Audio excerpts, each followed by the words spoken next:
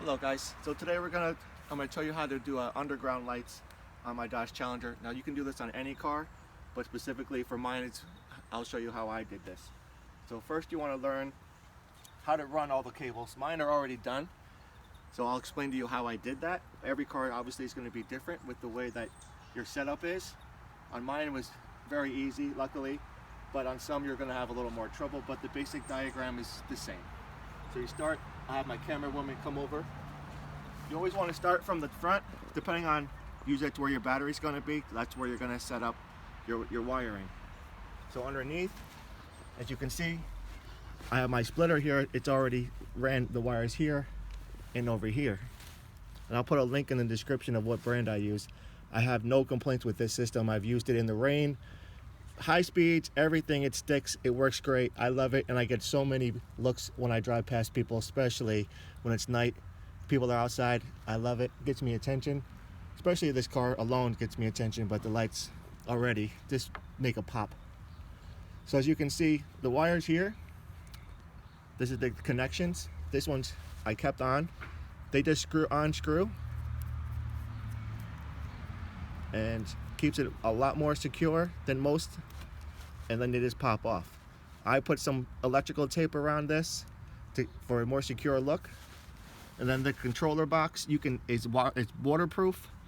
I put mine in between up here so it's just out of the way, but you can put some double-sided tape on it. Put it anywhere you want as long as it's not under the heat.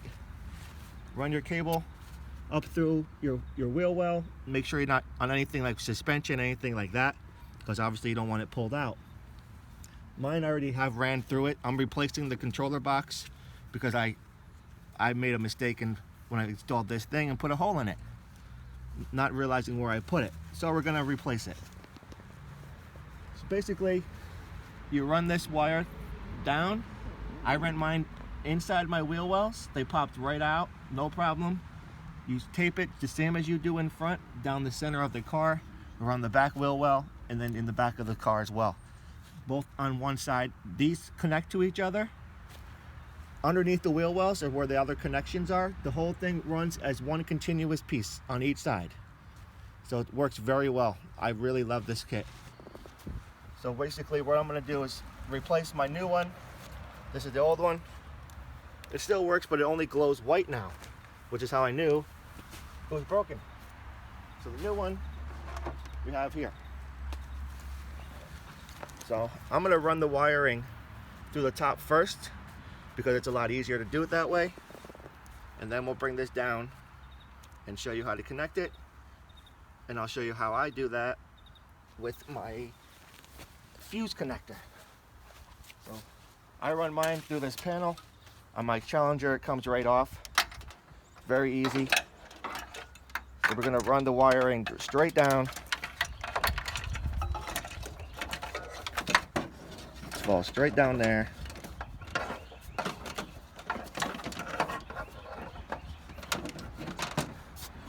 We'll get down there in a minute. But for the connectors, so you have red's positive, black is always negative. I use one of these fuse splitters. So you just connect the wiring, tape it, do another one for your negative, put some electrical tape or a crimper, however you decide to do that. Luckily mine has a ground wire, a bolt right here. So my ground wire goes right to that. Then you just take these will come with the fuse built in. Mine, when I made that mistake, mine popped the fuse, so I had to put another fuse in it. Then you just find another fuse in your fuse box. It'll tell you inside the case what they are for and how much amperage your fuse uses. So on mine, I used the headlight fuse. So you take your little tool here. Now mind you, this will already have a fuse in it when you buy it. You just pop your fuse out. You put it inside here. Like that. This one will already be in there. Connect your wire, plug it back in, and that's it. It's all done. Run your wiring and you're good to go. Simple as that. That's the easiest way to hook this up, unless you want to run it through the firewall or through the car and put it in your cigarette lighter, because it does come with the cigarette lighter adapter as well. But I found this way to be the easiest, cleanest look, It works well. Doesn't drain my battery. It's been fine. And you have an app to turn the system on and off. Sorry about that noise. The guy needs to get his exhaust fixed. So anyways, maybe he needs to call me for that problem. I'll show him how to do it properly. So hopefully this ran down there where I can get it, because my splitter goes all the way underneath my car. So it makes it a little more difficult to fish out things underneath here.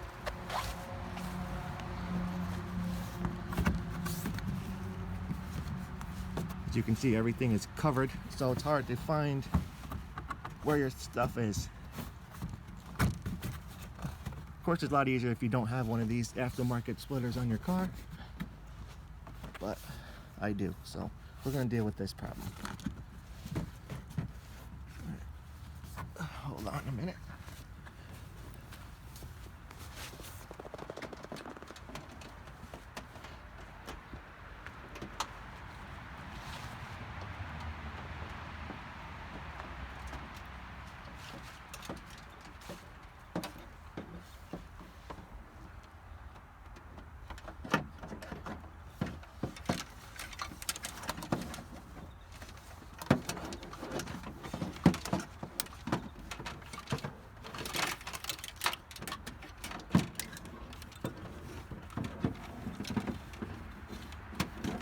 Let me get this thing down here before you start. So I got the wires connected here, as I explained earlier.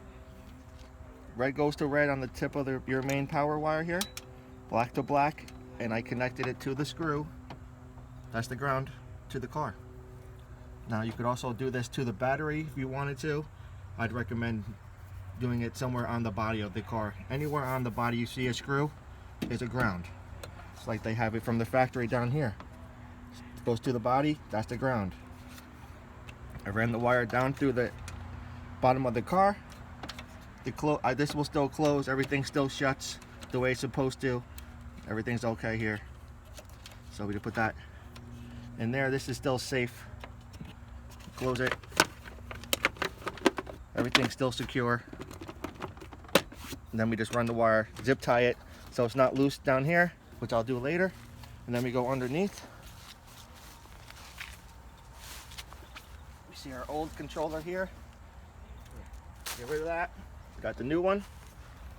And all we do is, I might have these mixed up because I'm not exactly sure which one goes to which side. It shouldn't really make too much difference, but we can always test that later. So you just plug them in on this bottom of the on this model. It's a 3-way plug with a split on the side, and then it matches in to here. So you just plug it in. And as you can see, the light came on. On this side, you plug it in, you turn it, and that keeps it secure. You run the wire.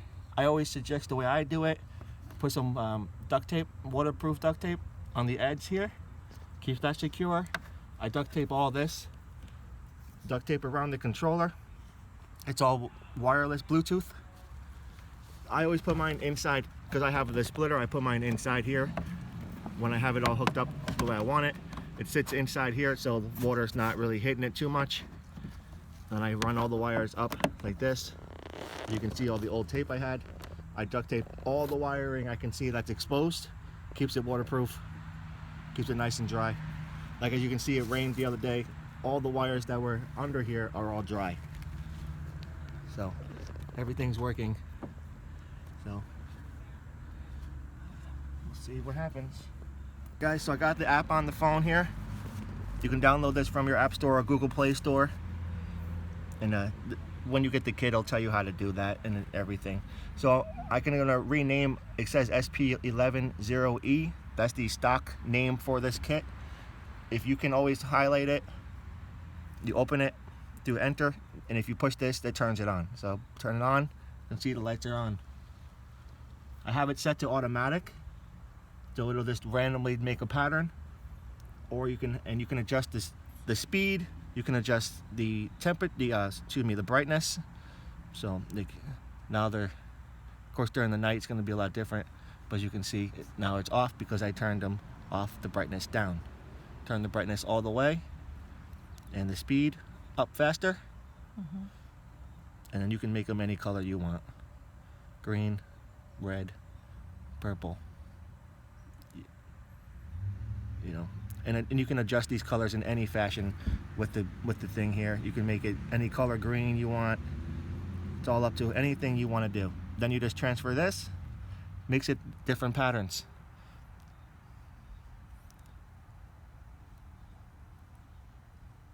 Rainbow one is actually my favorite. It's the one I use all the time. Gets a lot of attention. And you can adjust the speed of how much it goes. And like I said, like if it wasn't for my own fault making that mistake with the controller, I've had no problems with this kit. The wiring is super secure. As long as you do the weatherproof taping, just use regular, any kind of waterproof tape to secure it a little bit more. Keeps everything dry, more secure, and you don't have to worry about it. Because obviously all the rain from your tires, the speed, everything's going underneath your vehicle. And I duct taped everything that was exposed from underneath where these white connectors are. From there, all the exposed wires I duct taped to the car. Keeps it more secure.